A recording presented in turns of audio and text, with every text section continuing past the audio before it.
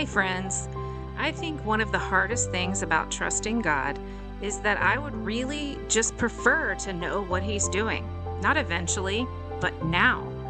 Preferably with details and maybe a timeline, a few milestones, even some expected outcomes. If there's a spreadsheet available, even better, because I can trust a plan much more comfortably when I can see the plan, which I'm beginning to suspect may not actually be trust. We've spent the last few weeks talking about learning to see our stories differently. We've talked about unanswered prayers, waiting, looking backward, and recognizing threads we couldn't see while we were living them. And last week we talked about something I'm still learning, how to receive the life I'm actually living without constantly postponing joy until something changes. But there's another part of this that I've been thinking about. Because when I look backward over my life, there are these moments when I can see that something was already moving before I understood why it even mattered. A door closed, someone showed up, a plan changed, a person moved, an opportunity appeared. A path I thought I was taking suddenly went somewhere else. And at the time, I didn't necessarily see God making a way. Sometimes I just saw the thing that went wrong. I saw the disappointment, the inconvenience, the loss, the uncertainty, the thing that absolutely did not happen according to my plan. And then years later, I could see more of the picture. Not always. I want to say that right from the beginning. I don't believe that every painful thing comes with an explanation if we wait long enough. I don't believe every closed door means God has something better waiting behind the next one. And I definitely don't believe faith means wandering around interpreting every inconvenience as a secret message from God. Sometimes something hurts and we just don't know why. Sometimes people make harmful choices. Sometimes systems fail us. Sometimes bodies get sick. Sometimes we lose things we desperately wanted to keep. And sometimes we never get the explanation we wanted. But I've also lived long enough to know that something else. What I can see is not everything that is happening. There have been moments in my life when God was already making provision for something before I even knew I was going to need it. There have been paths that seemed completely disconnected until years later when I realized they had been teaching me something I could use every single day. There have been doors that I was devastated to see close that I can now look back on and say, thank God I didn't have to carry that into the next season. And there have been parts of my story that were genuinely wrong. Things I don't need to polish anymore, things I don't need to soften, things I can tell the truth about. And somehow, God has still redeemed things from them. Not because the wrong thing was secretly right, not because the pain was actually good, but because the pain doesn't get to decide what God can do with the rest of the story. That's different. And I think I'm finally beginning to understand the difference. Maybe that's why I've been thinking about a question lately. Not, why did God let this happen? I've asked that one plenty of times. Not even, what is God doing? Because sometimes I genuinely have no idea. The question is a bit simpler and maybe harder. What if God is already making a way, even when I can't see it yet? Because apparently, He's been doing that in my life for a very long time. Adoption was never really a last resort for us. I think that's important to understand about our story. John is adopted. Several of his cousins were adopted. Two of my siblings are adopted. Adoption wasn't foreign to our families. It just wasn't something we discovered only after infertility. It was already a part of the world that we knew. So, as the years of wanting children continued, adoption was never really off the table. But John did have a question, not about whether he could love an adopted child. He already knew what adoption could mean inside of a family. His question was about me. He wondered whether my heart was ready to love a baby who had grown in another woman's body. And I understand why he wondered, because I desperately wanted to be pregnant. I wanted to carry a baby. I wanted all the things I imagined to come with becoming a mother that way. And when you've watched someone grieve infertility, I imagine it's reasonable to wonder whether adoption might feel to them like it's something they're settling for, like a plan B. like the thing you do because plan A didn't work. But somewhere along the way, John realized something about me. I wanted to be a mother. And the longer that desire lived inside of me, the less it mattered in my heart where or how our child arrived. Pregnancy or adoption, my body or someone else's, I couldn't tell you who our child would be. I couldn't tell you how God would bring them to us, but I knew I had room to love them. And adoption carried another kind of love that I knew I could never completely understand. The love of a woman who could give a child life and then recognize that she might not be the person who should raise that child. I have tried to understand that, and I just simply can't. I've never stood in a place like that, and I've never had to make that decision. So I won't pretend to understand the heart of a woman whose story isn't mine to tell. What I have for that is gratitude, deep gratitude. And maybe one of the earliest things motherhood taught me was that sometimes the answer to a prayer can involve a story much bigger than our own. We were praying for a child, but somewhere there was another life, another woman, another family, another story. Pieces we couldn't see, people we hadn't met, decisions that hadn't been made. We couldn't possibly see the whole picture. We were standing inside our small little piece of it, praying, waiting, and wondering. And I think that's often what faith feels like. We see the piece in our hands, and God sees the entire picture. The problem is, I really like pictures, and I would like to see the picture. I'd like the box with the finished puzzle printed on the front, and I'd like all the edge pieces separated. And honestly, if God would like to organize them by color while He's at it, that would be fantastic. Instead, so much of my life has felt like holding one weird puzzle piece and asking, what exactly am I supposed to do with this? And sometimes the answer doesn't come for years.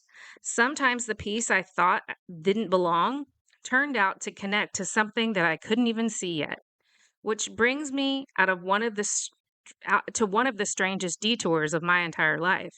A college class about teaching math. And yes, I promise we're going somewhere with this. When I started college, I was going to be a teacher. That was the plan. And it wasn't a random choice. Even when I was younger, I was drawn to the idea of helping kids. I loved playing with teacher books, especially kids whose lives weren't easy. I wasn't imagining myself standing in front of a classroom because I desperately loved being the center of attention. We've established how I feel about stages already. That has been remarkably consistent. What interested me was the possibility of being one of those adults who made a difference.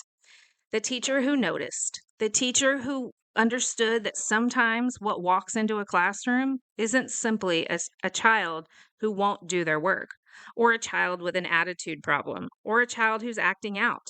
Sometimes there's a story underneath the behavior, and I didn't have that language then.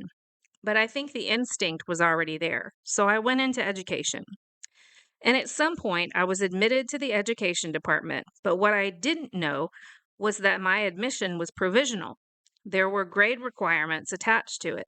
And apparently, this would have been useful information for me to fully comprehend because then I took a class about teaching math. And not even just math, but like teaching math. Every week, we were given a concept, and I had to write a paper explaining how we would teach that concept to students. Now, if you've spent any amount of time with me at all, you can probably imagine how well I handled repeatedly failing a writing assignment without understanding why. I failed the first paper. Okay, I looked at the feedback. Apparently, I had assumed my students already understood things that they might not know. Fair enough, I can fix that. Except I had a question. Who are my students? Because there's a rather significant difference between teaching mathematical concepts to a kindergartner, and then teaching the same concept to a fifth grader. What am I allowed to assume that they already know? What vocabulary can I use? What concepts have they already been taught? What am I building on? I needed context.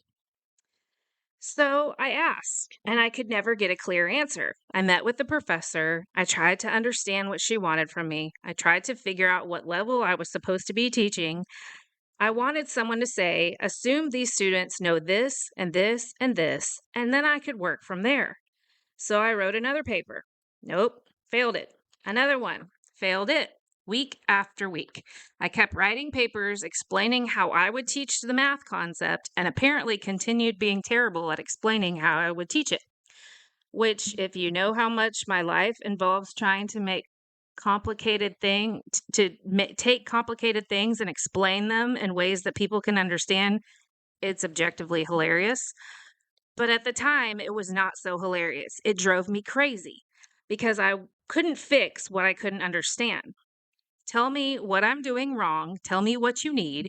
Give me parameters. Give me the audience. I can work with all of that. But I couldn't seem to get the clarification that I needed, and eventually those grades caught up with me. I learned that because of them, I could no longer continue within the education department. And it happened at a point when I needed to declare another major. So now what?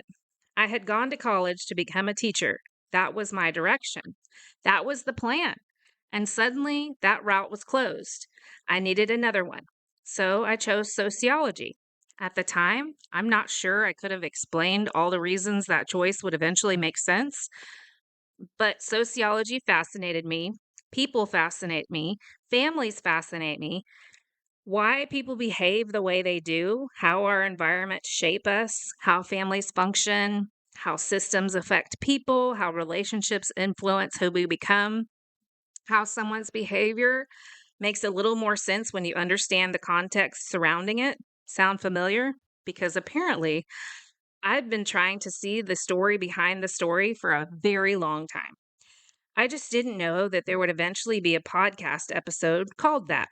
I finished my sociology degree, and that degree helped lead me into nonprofit work, which became a career that lasted for a couple of decades. And somewhere during those nonprofit years, before I had children, I came back around to teaching. I went through an alternative certification program and I became certified to teach kindergarten through 8th grade and then history for 6th grade through 12th grade. So apparently, the education department hadn't managed to convince me that I wasn't a teacher yet. I just found another route. And here's where the story gets even more interesting because from where I'm sitting today, I never ended up spending any of my career teaching in a traditional classroom.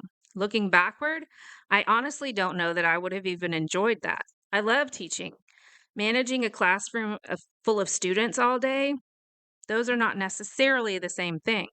But years later, I became a mother and eventually began homeschooling our boys, and I'm still homeschooling them. Right now, I'm teaching high school to Tyler while simultaneously running Healer and Hope Giver and doing all the things I do for Regeneration Church, as well as teaching James. So apparently, I did become a teacher, just not in the way that 21-year-old me imagined. And that's before we even talk about what I'm doing right here, because what is Healer and Hope Giver if not teaching in another form? Every week, I sit down and try to take something complicated healing, identity, grief, faith, relationships, our own stories, the ways we're shaped by what we've lived through, the places where God may be working that we don't understand yet. And I try to make that understandable. I tell you the context, I give you the story. I try not to assume you already know what I mean. I try to meet you wherever you're entering the conversation, which means that somewhere in the universe, there is a college professor with long blonde hair who once failed paper after paper because I apparently wasn't explaining things at the appropriate level. And I've now built an entire body of work around asking, who am I talking to? What might they already understand? What context do they need? And how can I explain this in a way that actually helps them? I'm just saying, God has an incredible sense of humor. But there's something much more important underneath that story. For years, I could have looked at what happened in that education department as evidence that I had failed at becoming a teacher. And technically, that particular path did fail. I didn't finish the education degree. I didn't follow the route I expected, but the desire underneath it didn't disappear. That part of me that I wanted to help, that wanted me to help someone understand, to notice the kid behind the behavior, to take complicated things and make them a little easier to navigate, to teach. That part kept showing up. It showed up in sociology. It showed up in nonprofit work. It showed up when I went back and earned my teaching certificate in another way. It showed up when I began homeschooling, and it shows up in church. And now it shows up every time I sit down behind this microphone. And that's why I'm cautious about the way I talk about, or we talk about, closed doors. You've probably heard some version of when God closes a door, he opens a window. And maybe sometimes he does. Although I have questions about why we're climbing in and out of windows now, could we not just have another door? But I don't think everything or every closed door means that God is saying, no, that's not for you. Sometimes maybe the thing underneath the plan is still right.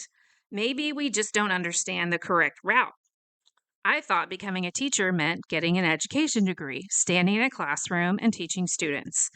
That was the picture on my puzzle box at the time. So I went the education when the education degree disappeared, it looked like that piece no longer fit. But maybe God wasn't saying you're not going to teach. Maybe that closed route simply wasn't going to be the way that I got there. And I think that's worth sitting with, because maybe there's something in your life that didn't happen the way you thought it would. A career, a relationship, a family, a ministry, an opportunity, a dream. And perhaps you've interpreted the failure of one version of that thing as the failure of the whole thing. And maybe it is. Sometimes a closed door really is closed. Sometimes we do need to release something and move forward. But sometimes the deeper desire survives the plan. Sometimes the calling survives the job title. Sometimes the gift survives the route that you thought you needed to take. And sometimes you don't even recognize it until much later. I certainly didn't sit down outside the education department thinking, you know what, this is fine. Someday I'll homeschool children that I don't have yet, work in ministry, and host a podcast where I'll explain emotional and spiritual implications of laundry. That would have been concerningly specific. I just knew the plan had changed. So I chose another path. And that path was sociology. It would eventually become one of the most important lenses through which I understand people. It would shape the work that I did. It would shape the way I parented. It would shape the way I listen. It would shape the way that I tell stories. And even decades later, it would become woven into something that I didn't even know enough to dream about. Healer and hope giver. The road didn't look like the one I planned, but that doesn't mean there wasn't a road. And sometimes God isn't asking us to understand where the new road leads. Sometimes we simply just have to take the next available step, which years later would become very literal for me because there was another door in my life that closed. And unlike the education department, I wasn't disappointed to leave it behind. I just didn't realize yet how badly I needed to be out of there.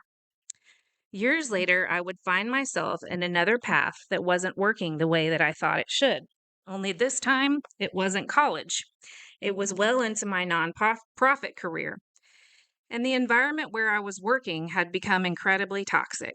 I've mentioned pieces of this workplace before. If you've been around long enough to remember the story about someone telling me not to look at her with my big, sad cow eyes, that's the place. Same woman.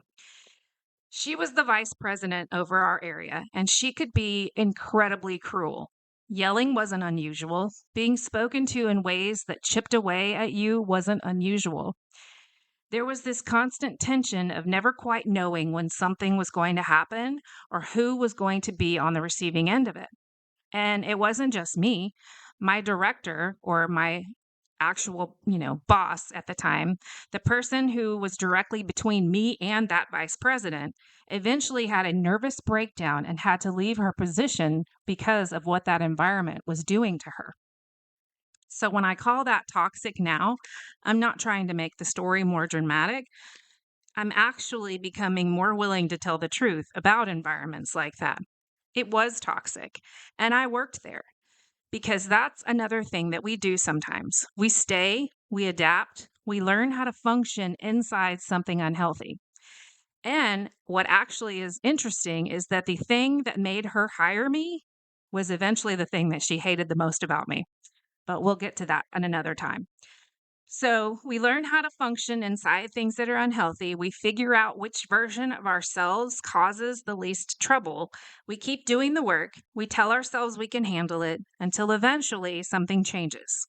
For me, several things changed very quickly. First, we adopted James. And when I returned to work after my maternity leave, I was obviously also pregnant with Tyler. Now, obviously, this was not exactly the way we'd anticipated becoming parents. We had spent years trying to have one baby, and apparently, God looked at our request and said, "Hold on, I have an idea." Because there I was, returning from maternity leave after bringing home our son, already pregnant with another baby. And I hadn't told my workplace about the pregnancy before I returned, which was intentional. Not because I was trying to deceive anyone. I knew the environment that I worked in, and I knew how information could and would be used. So I didn't feel like I owed anyone additional time to figure out how to make an already complicated situation harder for me. If I had worked somewhere healthier, I probably would have handled it differently. But in this case, I didn't. And by the time I returned, I was already 20 weeks pregnant, halfway through the pregnancy, which meant this wasn't exactly information I was going to be able to conceal indefinitely. At some point before a meeting, I tried to speak privately with this vice president. She didn't have time that day. So then, during a meeting, which was on the first morning that I came back to work, I was put on the spot, and the pregnancy came out in that meeting. She was livid. Not because I had done something wrong by becoming a parent, obviously, but because I hadn't called ahead and told them. Apparently, somewhere in the middle of infertility, adoption, bringing home an infant, and discovering that I was pregnant, I was also supposed to be thinking about whether my workplace had been given sufficient advanced notice. And I wasn't concerned about that. And honestly, I am still okay with that decision.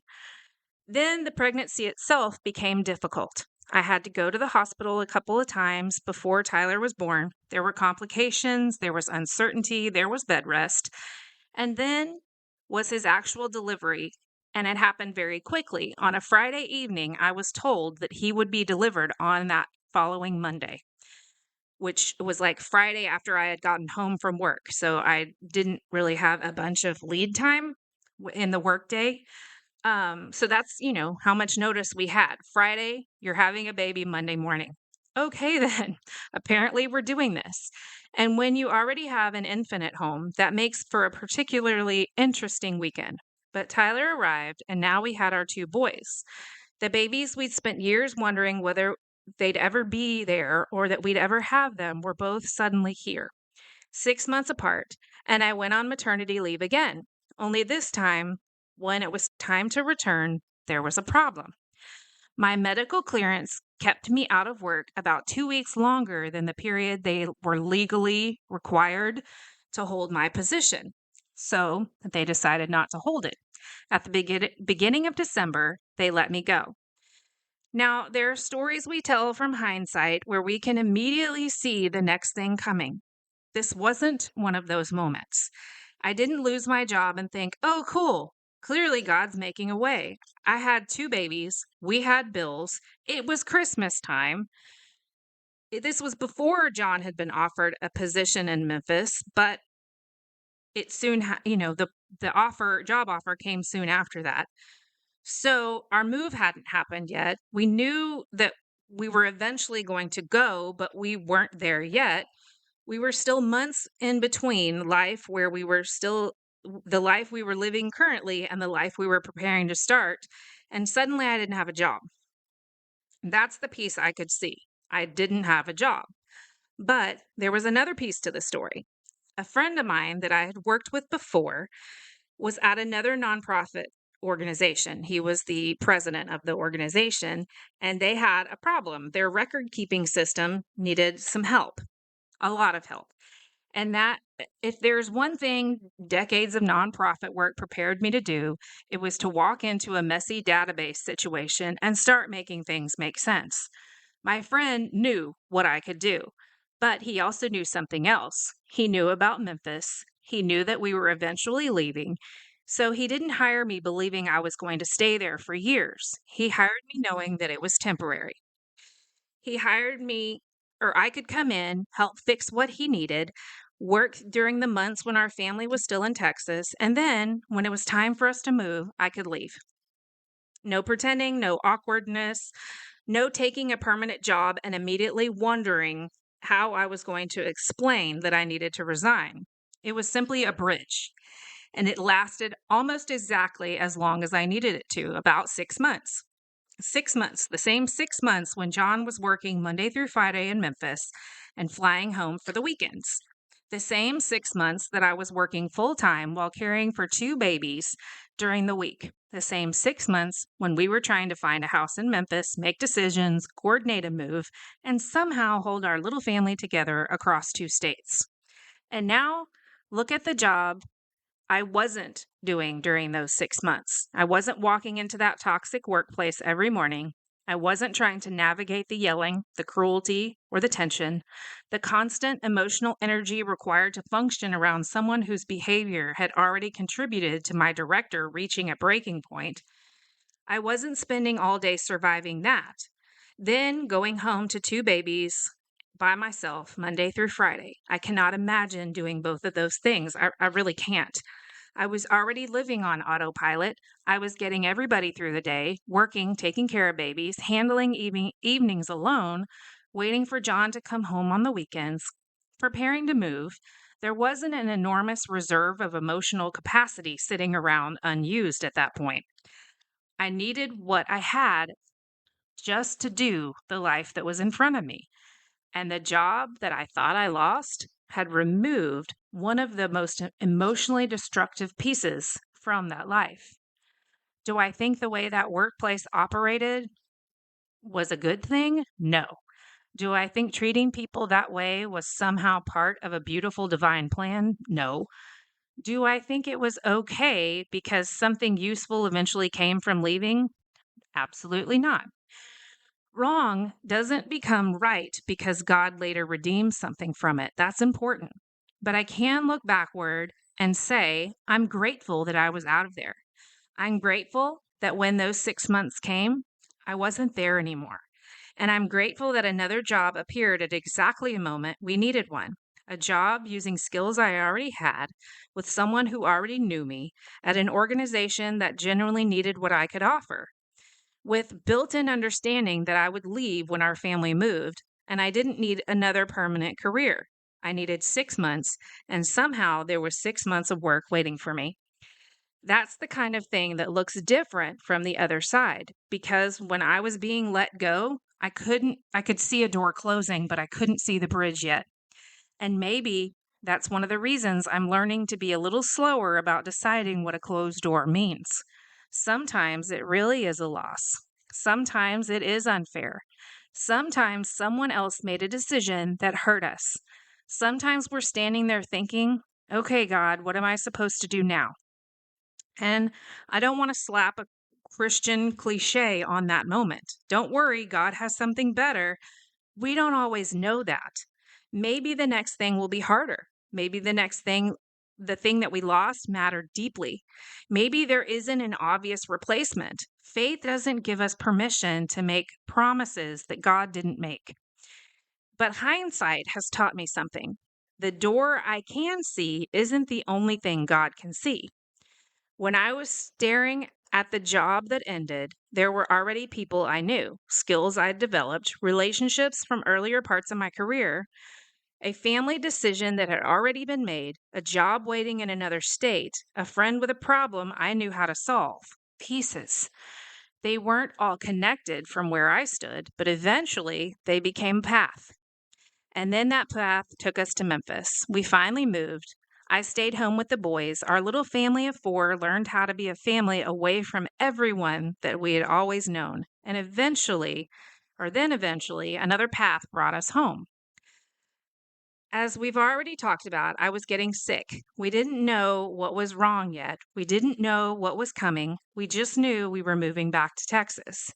Last week, I told you how extraordinary that timing looks to me now, because before we knew how desperately we were going to need our families, God had already brought us home. But that's only part of that story, because while God was moving us back towards our people, someone else was moving too. Someone I had never met, someone whose name I didn't even know. I had absolutely no idea that I was going to need him. By the time we moved back to Texas, I knew I wasn't well. I didn't know why. I didn't know the name Moyamoya yet. I didn't know there were blood vessels in my brain narrowing in a way that would eventually require surgery. I certainly didn't know that I would need two brain surgeries, one for each side. I just knew something was wrong, and eventually we got the diagnosis, Moyamoya. There are moments in your life when someone says a word that you've barely heard before, and suddenly that word becomes part of the vocabulary of your entire family. You start researching, you start asking questions, you start trying to understand things that you never imagined needing to understand. And very quickly, one of the biggest questions became, who knows how to treat this? Because moya moya isn't something every neurosurgeon sees every day. We needed someone with experience, someone who knew the disease, someone who knew the surgery, someone I could trust with my brain, which seems like a reasonable standard. And as we started looking at the doctors known for treating moya moya, one of the places we found was Stanford in California. I talked with them, and for a while, I thought that was where I might have to go. Not for an appointment and not for a quick procedure and then home. I needed brain surgery on both sides of my brain, which meant two surgeries. And if Stanford was where those surgeries needed to happen, I was looking at the possibility of going to California for about a month. My boys were three. Three. And after everything we'd already lived through, the idea that I might need to leave Texas, leave my little boys with our parents, go halfway across the country and have two brain surgeries. Now, obviously, if that was what had been required to save my life, that was what we would have done for sure. You you do what you have to do. We've talked about that. Sometimes there isn't a beautiful choice. There's simply the next necessary thing. And I was prepared to do it, but I hated the thought of that. I was already scared. I was trying to understand a rare disease, trying to understand brain surgery, trying to understand what recovery might look like, and trying to understand what this meant for my future. And layered underneath all of that was motherhood. Where would the boys be? When would I see them? How would we manage everything? How do we explain to two 3 year olds that mommy's going away for a month because someone needs to operate on both sides of her brain? I'm not sure there's a great children's book for that yet. And then we learned about another surgeon in Houston. Houston, not California, not across the country, but here at home. And here's the part that still gets to me. He hadn't always been in Houston. He had been in Boston. And before I knew I had moya moya, before I knew I needed a neurosurgeon, before I knew that I would need two surgeries, before I was talking to Stanford, before I was trying to imagine spending a month in California away from my boys, he had moved to Houston. The doctor that I was going to need had already moved closer to me, and at essentially the same time that God had moved me back to Houston. I don't want to make that sound magical. It didn't make Moya Moya any less frightening, and it didn't make brain surgery any easier. It didn't mean that I suddenly thought, oh, wonderful, look at this provision. I'm not scared anymore. I was still scared. I still had to have surgery twice. There were still risks. There was still recovery. There were still two little boys who needed their mom. The diagnosis didn't become good because the surgeon was nearby, but the circumstances surrounding it changed dramatically. I could have my surgeries here in Houston. My family could be nearby. Our parents could help with the boys, and I could see my children in and around the surgeries. We could manage the recovery from home. The entire support system we had moved back toward was right there.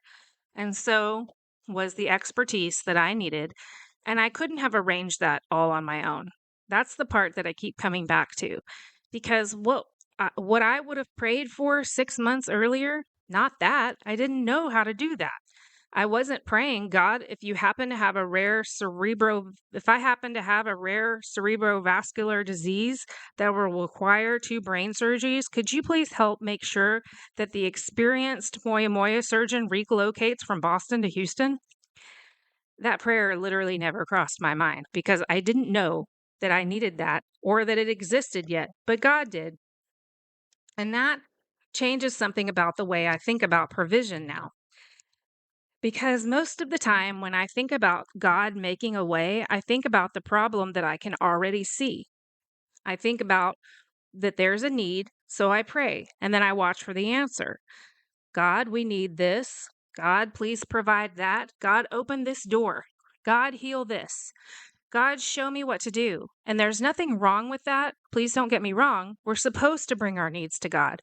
But what about the needs that we don't even know about yet? What about the thing coming months from now or 6 years from now? What about the person that we'll need that we haven't met yet? The skill that we'll use that we haven't learned yet? The relationship being formed somewhere else?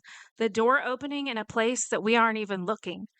That's where this story stretches my faith because the surgeon moving to Houston didn't prove that nothing bad would happen to me.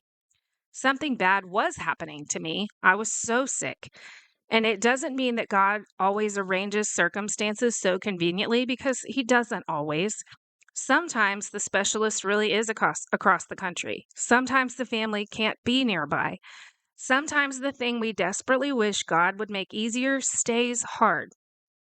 So I don't tell this story as a formula. I tell it as evidence from my life. Think of it as a witness statement.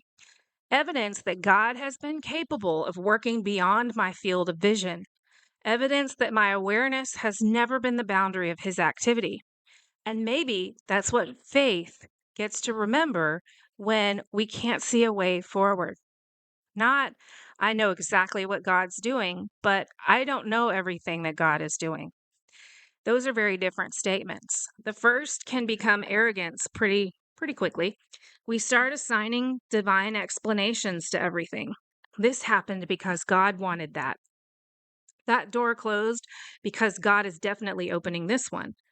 This person left because God has someone better. This diagnosis happened because God needed to teach you something. Please be careful. We don't always know that. And sometimes those explanations can do enormous damage to people who are already hurting. But the second statement, I don't know everything that God is doing, that creates room.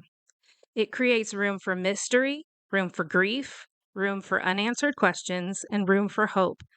Because maybe the fact that I can't see a way doesn't mean that there isn't one. Maybe something is already moving, and maybe someone is already moving. Maybe a relationship is forming. Maybe a skill is developing. Maybe an opportunity is being prepared. Maybe none of those things are happening, and God is going to meet me in an entirely different way than I can even imagine. I don't know, and that's the point. I didn't know about the surgeon. I didn't know about the 6-month job. I didn't know about what sociology would eventually become in my life. I didn't know how motherhood would arrive. I couldn't see those pieces from where I was standing, but they existed anyway.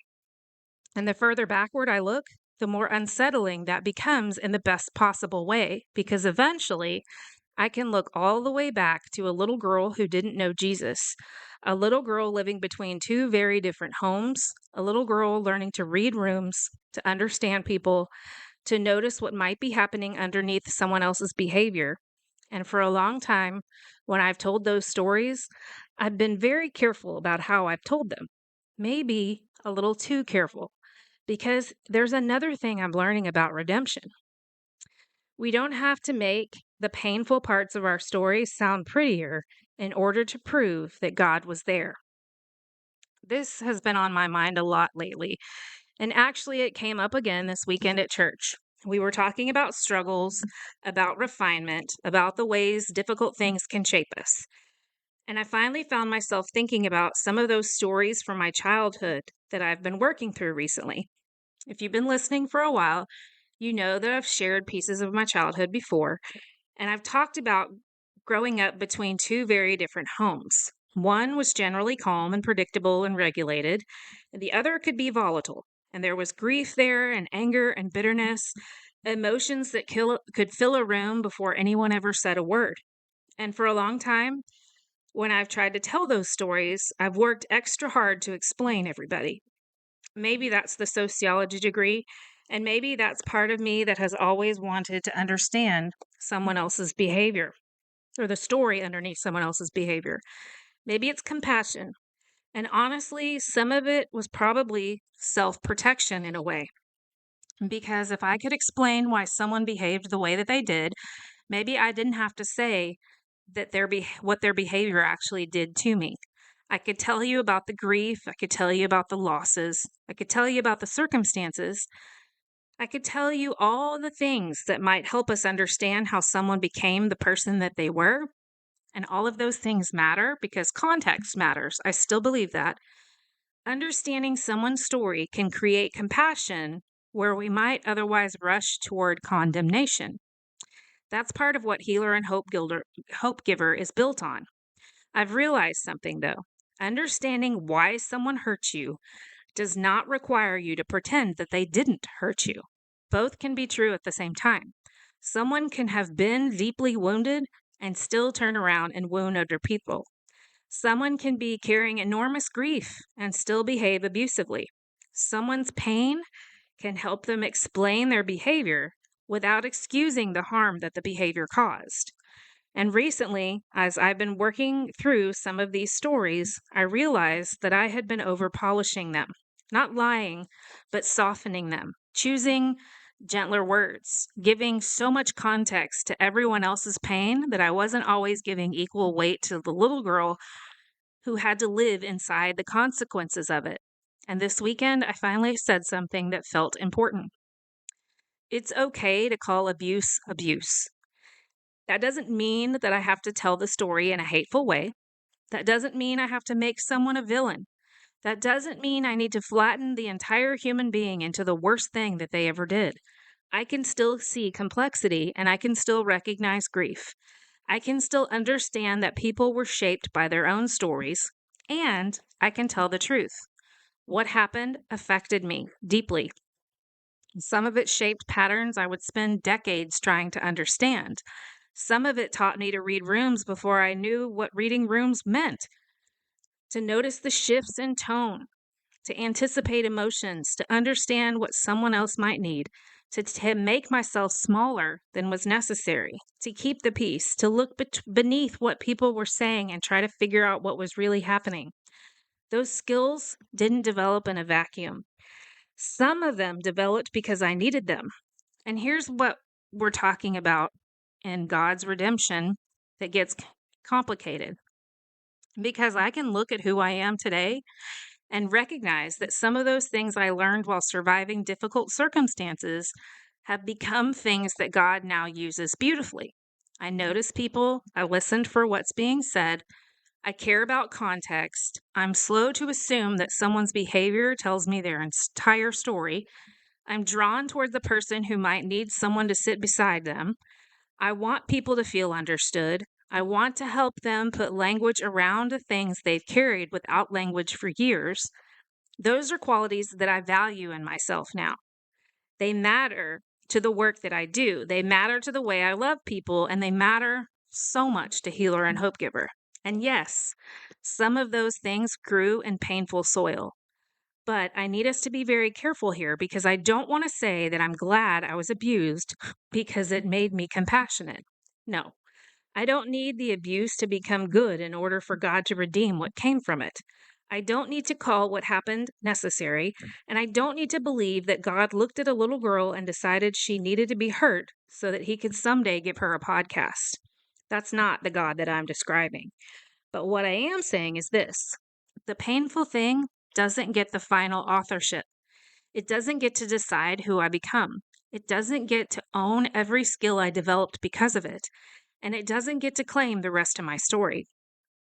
God can take something another person used destructively and teach me how to use it, to use what I learned compassionately. He can take the hyper awareness that once helped me survive in a room and through healing help me turn it into a genuine attentiveness to the person sitting across from me. He can take a voice that once learned when it wasn't safe to speak and slowly teach that voice how to tell the truth. He can take the girl who desperately wanted to understand why everyone behaved the way that they did and eventually show her that understanding and accountability can sit at the same table. Both can be true at the same time. That's becoming one of the most freeing phrases in my life. It was wrong, and God doesn't redeem things from it. I was hurt, and God has redeemed things from it. I was hurt, and I have healed in ways that I once couldn't imagine. Someone else's story helps me understand their behavior, and their behavior can still affect me. I can have compassion for them, and I can have compassion for myself too. I can tell the truth without telling it cruelly, and I can recognize what the experience taught me without pretending that I would choose that experience again. Both can be true, and maybe that's another way God makes a way. Not always by removing the hard thing before it reaches us, not always by giving us the alternate job before we lose the first one, not always by moving the surgeon nearby. Sometimes the way appears through redemption, not because God needed the wound, but because he refuses to waste the person who survived it.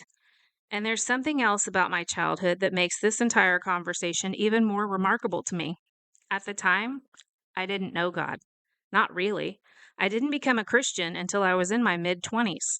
So when I look back at those childhood years, I can't tell you that little Kim was sitting in her room praying, God, help me understand what you're doing here, because she wasn't. She didn't have the framework that I have now. She didn't know there would someday be a microphone or a ministry or a table.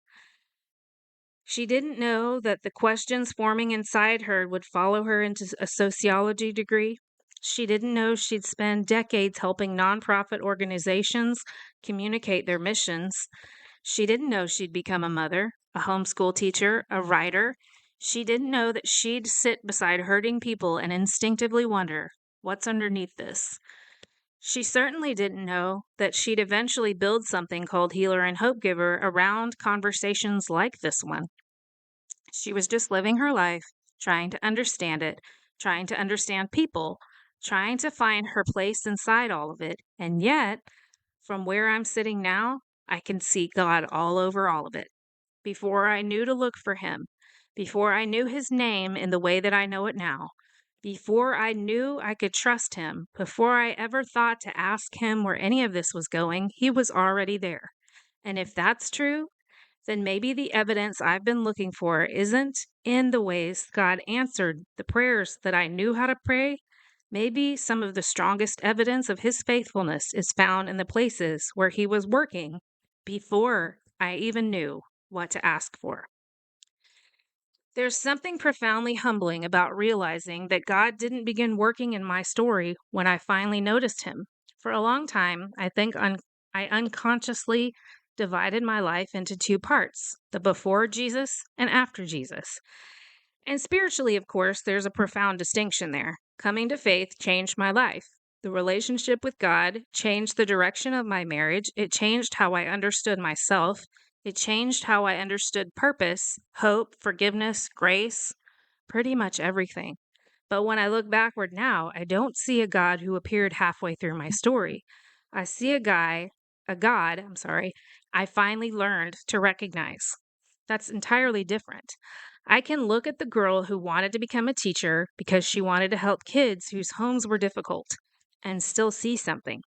I can look at the teenager who moved between very different groups of friends, who wasn't the outgoing person walking around collecting strangers and inviting everyone in, but who once she knew someone, she wanted to know them deeply and to see something.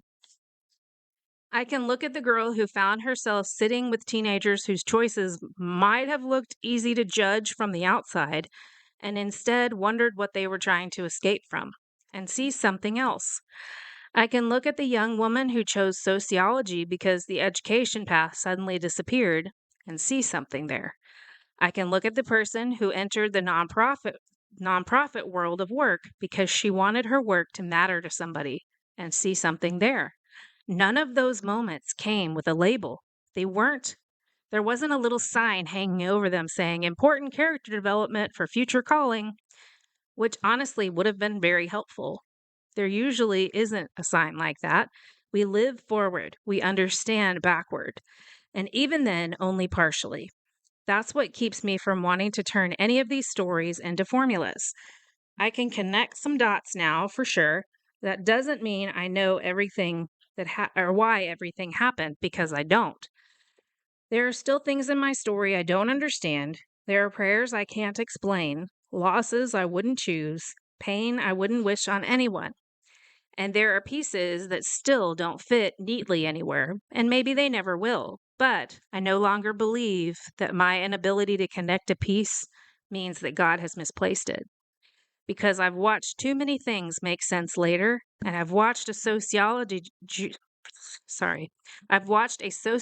degree become exactly the lens I needed for the work I couldn't imagine. I've watched a job loss become a bridge. I've watched a move home become provision before a diagnosis. I've watched a surgeon move across the country before I knew that I needed him.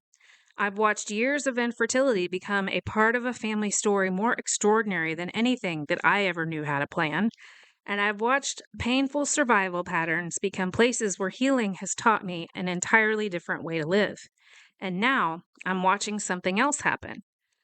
Something I don't have hindsight for yet. This, healer and hope giver. Because I don't know where this is going. I know we've talked about what it's becoming, and I know that I can see pieces.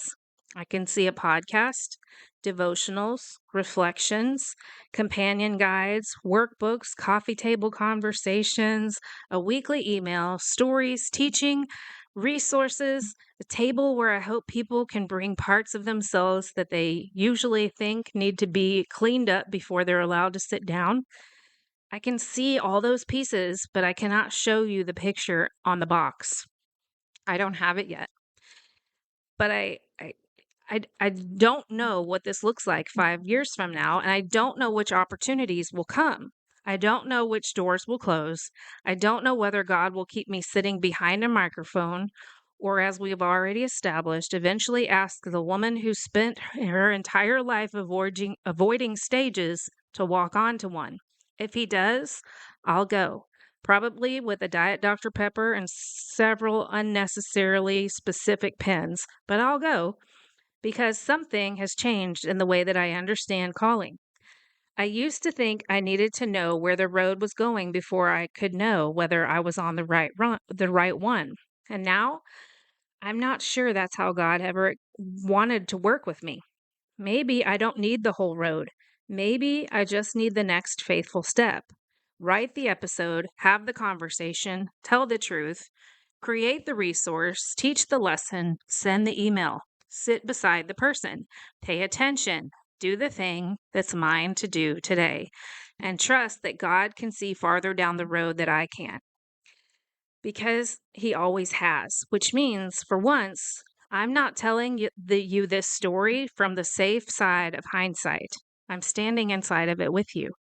I don't know what God is going to do with every piece of my life right now. I don't know what he's doing with every piece of yours either. And I won't insult either of us by pretending that I do. But I do know what my own story has taught me. There have been roads before, and when I couldn't see the road, there have been roads before when I couldn't see the road, sorry. There has been provision before when I didn't know what I needed. There has been redemption before when I didn't know or couldn't imagine what healing would look like. And there has been a God at work even before I knew enough to look for him. So maybe faith isn't about seeing the whole picture. Maybe sometimes faith is simply remembering who can and taking the next step anyway. I think this is where we have to be careful, because once you've lived long enough to have a few stories like mine, stories where you can look backward and recognize provision that you couldn't see at the time, it becomes very tempting to start explaining everything. We love explanations, especially when someone we care about is hurting. They lose a job and we want to say, well, God must have something better. A relationship ends and we want to say, God was protecting you from something. A door closes and we want to say that it wasn't God's will.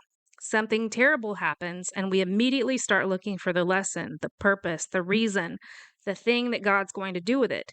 And sometimes I think we do that because their uncertainty makes us uncomfortable. We want to give them hope. We want to make the pain mean something. We want to reassure them that God is still good and that those aren't bad desires.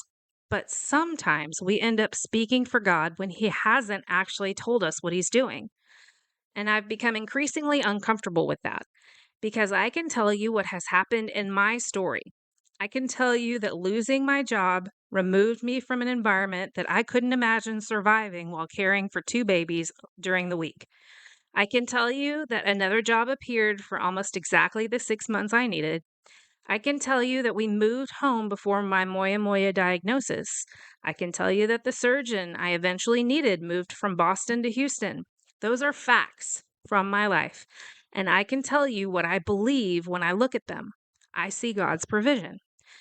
But I cannot take those experiences, walk into somebody else's painful story, and announce that I know what God is doing there because I don't. And neither do you. Sometimes the most faithful thing that we can say is, I don't know. I don't know why this is happening or has happened. I don't know what comes next. I don't know whether the door will open. I don't know whether another opportunity will appear. I don't know whether you'll ever understand this chapter differently. But I will sit with you here while we don't know. And that feels much more like hope to me than handing someone an explanation that they didn't ask for. Because hope doesn't require certainty about the outcome. Hope can exist inside the mystery. Faith can exist beside unanswered questions. Trust doesn't require us to pretend that we have access to God's project plan, which is unfortunate for those of us who would really appreciate access to God's project plan. I would color code it, and there would be tabs and probably markers, and John would roll his eyes and announce that it must be school supply season again. But apparently, that's not how any of this works. We don't get the whole plan, and maybe we're not supposed to, because if I knew every piece that God was moving, every person I would eventually meet, every door that would open, every one that would close, every way that something painful would eventually be redeemed, I wouldn't need to trust. I'd have the information, and information is not the same thing as faith. Faith says, I don't know what happens next, and then remembers, I have been here before. Not in this exact circumstance and not with this exact problem, but in the place where I couldn't see the way. And there was still a God there. That's evidence that I can carry forward, not a guarantee that my next story will end like my last one, a reminder of who God has been when I couldn't see. And I think that changes the question. Instead of demanding, God, show me exactly what you're doing, maybe sometimes we can ask, God, help me be faithful with the peace that I have, because that might be all we're supposed to carry today. So, what about your story? Because I imagine there's something in your life right now that doesn't make sense. Maybe it's a closed door. Maybe it's a door that refuses to open no matter how many times you've knocked.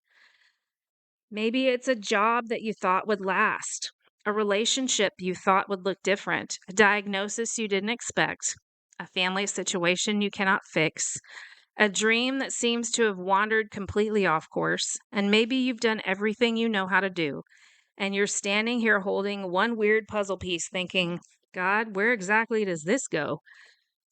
I don't know. And I don't want you to force an answer.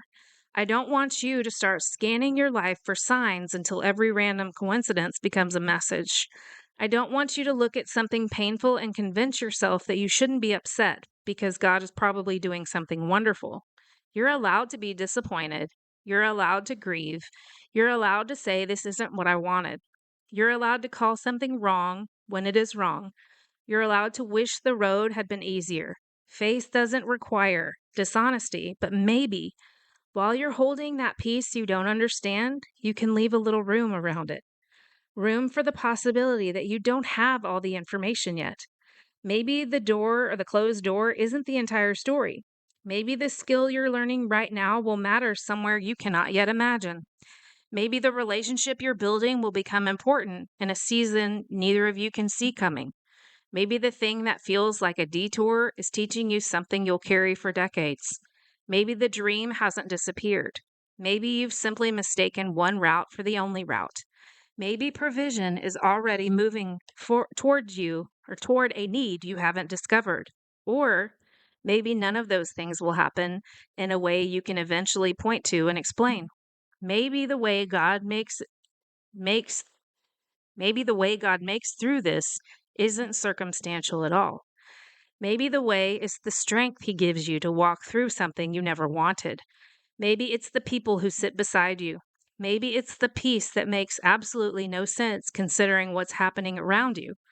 Maybe it's becoming someone who can tell the truth about what happened without allowing it to define the rest of your life. Maybe it's discovering that God Himself was the provision. I don't know what making a way will look like in your story. That's between you and God. But I wonder if there's something we can practice together.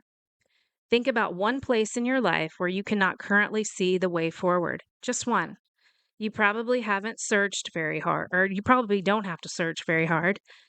What happens inside you when you think about it? Do you imagine immediately start solving? Do you immediately start planning, researching, controlling? Do you shut down? Do you assume the worst? Do you decide that because you cannot see a way, there isn't one? I know that feeling. And maybe instead of demanding that you solve it today, you could ask yourself, what exactly is mine to do next? Not 5 years from now, not the entire solution, just the next thing. Maybe it's making the phone call, submitting the application, going to the appointment, having the conversation, resting, asking for help, trying another route, telling the truth, waiting, or maybe there genuinely isn't anything to do yet, and that's possible too. Then perhaps the faithful thing is simply refusing to manufacture movement because standing still makes you uncomfortable. And while you do whatever belongs to you, you leave the rest with God. Not because you don't know He's going to arrange everything exactly the way you want, but because you've decided that your inability to see beyond this moment does not define what is possible for Him. I wish I could hand you the picture. I wish I could tell you why this piece matters. I wish I could promise that one day you'll look backward and every single thing will make sense, but I can't. And I don't think anyone can. But I can sit across the table from you and tell you what I've seen in my own life. I've seen provision arrive before I knew I needed it. I've seen paths change without deeper calling disappearing. I've seen a closed door become protection from something I didn't have the capacity to carry. I've seen God redeem things that I refuse to call good. I've seen Him present in years that I didn't even know Him well enough to recognize His presence. And right now, I'm living inside another unfinished story. I think maybe that's exactly where I need to end this conversation. Not 20 years from now, when I can tell you what all of this became, but right here while I still don't know. When we talked a couple weeks ago about learning to see the story behind the story, I told you that I had begun to realize Healer and Hope Giver wasn't simply a collection of projects. It was becoming a place, a table, and I meant that. But here's the funny thing about recognizing what God has been building, when that God has been building something. I still don't know exactly what He's building, not completely. I can see what exists today. I can see this podcast. I can see the devotional episodes, the reflections, the companion guides, the workbooks, the emails, the videos, the conversations. I can see people beginning to find their way to the table. I can see pieces of a calling that makes more sense to me now than it did even a year ago. And I can look backward and think, of course, writing is here. Of course, teaching is here. Of course, sociology is here. Of course, the nonprofit years mattered. Of course, all of those years spent organizing things behind the scenes mattered.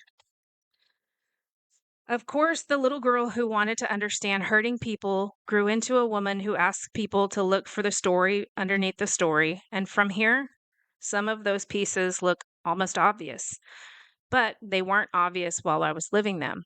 And I have to remember that because I am still living forward.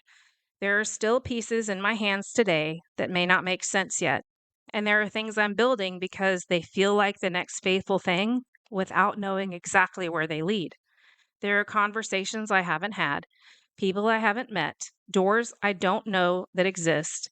There may also be things I'm doing now that eventually end, things I think matter enormously that turn out to have only been bridges. And that's okay, because maybe I've spent enough of my life learning that a bridge doesn't have to become a destination to have been exactly what I needed at the time. That 6-month job mattered. It didn't last 20 years. The education path mattered. It didn't need to end with a traditional classroom. The nonprofit career mattered. It didn't have to be the final expression of my calling. And whatever healer and hope giver looks like today, it doesn't have to be in its final form either. I don't need to know, which is an absolutely ridiculous sentence for someone who likes plans as much as I do. But I think that I mean it. I don't need to know everything that God is building to keep building the thing that He's placed in front of me. So I'll write, I'll teach, I'll homeschool, I'll serve my church, I'll sit behind this microphone and tell the truth about my story. I'll keep making room at the table, and if one day God asks me to do something I've never pictured myself doing, maybe even walk onto a stage that we've joked about, I'll trust Him with that step when it comes, because I don't have to prepare myself today for every possible thing that God might ask of me tomorrow. I just need to be faithful with today. And maybe that's true for you too. You don't need to understand your entire calling. You don't need to know how this season connects to the next one.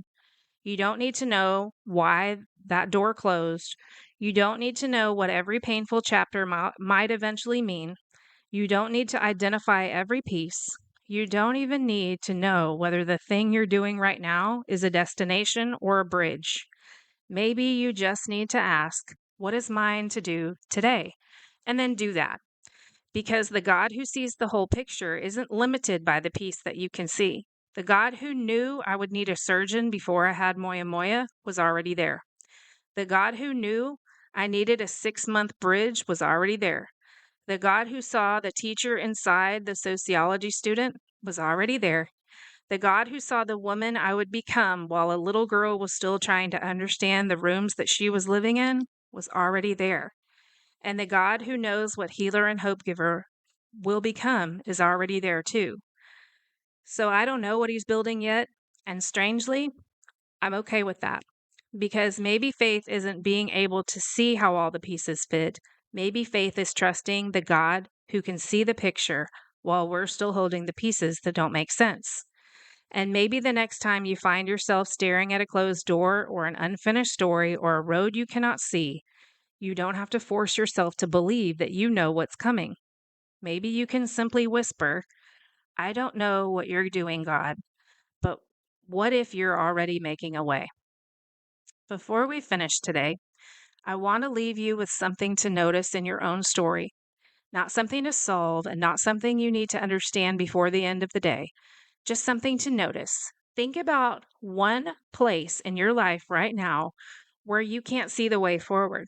Maybe it's a decision, a relationship, your health, your work, your family, a dream, a prayer, something that ended, or something that hasn't begun, or simply a part of your story where you're standing there thinking, God, I genuinely don't know what you're doing here. You don't have to answer that question today. Instead, I want you to ask yourself, where am I assuming that there's no way simply because I can't see one? Those aren't the same thing. Not seeing the road doesn't mean that there isn't one. Not understanding the piece doesn't mean that the piece doesn't belong somewhere. And not knowing what God is doing doesn't mean that God isn't doing anything. Then ask, what is actually mine to do next? Maybe there is a step, so take it. Maybe there's a conversation you've been avoiding. Have it. Maybe there's something you need to learn, or something you need to release, or someone you need to ask for help. Maybe the route you expected is closed, and it's time to become curious about another one. Or maybe there genuinely isn't anything for you to do yet. Maybe the next faithful step is waiting, not manufacturing movement just because standing still makes you uncomfortable, not forcing a door, not trying to solve tomorrow from where you're standing today, just waiting and trusting. I think that's enough for today. Because if you're anything like me, you could turn this into an entire investigation with colored markers, charts, timelines, possibly a spreadsheet, and we don't need to do that today, at least not here, because I've actually made you something for that. This week's free episode reflection is called The Pieces That I Can't See Yet. And if there's something in your life that doesn't make sense right now, I want to give you a place to sit with it. Not so you can decode God, not so you can force meaning onto something painful, and definitely not so you can figure out the entire picture. Instead, we're going to look at the piece that you can see, the things that you wish you knew but don't, what might actually belong to you right now, what doesn't, and then we're going to look backward at the evidence you already have, at the places where God has already provided, the places where He's been present, the roads that appeared after you were certain there wasn't one, the things He redeemed without asking you to pretend that they hadn't hurt, and maybe because we don't need to figure out what God is doing, maybe you just need to remember what you've already seen Him do, and then trust Him with the pieces that you can't see yet. Thank you for sitting at this table with me today. Thank you for showing up, honestly. I think this conversation feels especially important because I'm not telling it from the other side of every story. I'm still living one of them. I don't know what healer and hope giver becomes. I don't know which pieces I'm holding today that will matter 10 years from now. I don't know which things are destinations and which ones are bridges. I don't know what doors God's going to open or close. I don't know whether I'll spend the rest of my life having conversations behind this microphone or whether one day He's going to ask the woman who has spent much of her life avoiding stages to walk onto one. I don't know. And maybe that's exactly the point. Because faith isn't knowing what God is going to do, and hope isn't pretending we understand what He's doing. Sometimes it's simply leaving room for Him to be God. If there's a piece of your life that you can't make sense of right now, I really hope that you'll download this week's free episode reflection, The Pieces I Can't Yet See, or The Pieces I Can't See Yet. I created it to help you separate what you know from what you don't, what belongs to you from what you can entrust to God, and what the story behind you has already taught you about His faithfulness. Not so you can figure out what God's doing, but so you can stop requiring yourself to do that. You can find it along with the rest of our free reflections and resources at healerandhopegiver.com. And if someone came to mind during this conversation, someone standing in front of a road that they can't see, would you share this episode with them? You don't have to send it because you think you know what God is doing in their story. Maybe you send it simply as a way of saying, I don't know either, but I'll sit here with you while we hope. Because maybe that's one of the greatest gifts we can give each other. Not answers, but presence. And before you go, I want to leave you with a few things I'm carrying from this conversation. A closed route is not always the end of a calling. A bridge doesn't have to become a destination to have been exactly what you needed. Redemption doesn't require us to rewrite the truth about what hurt. And your inability to see God or what He's doing has never been the boundary of what He can do. So take the step that's yours. Tell the truth about what hurts. Leave room for what you don't know. Remember where God has already been faithful. And when you're holding that strange little piece that doesn't seem to fit anywhere, maybe you don't have to figure out where it belongs. Maybe you can simply hold it with open hands and ask, what if God is already making a way? I'll see you Thursday.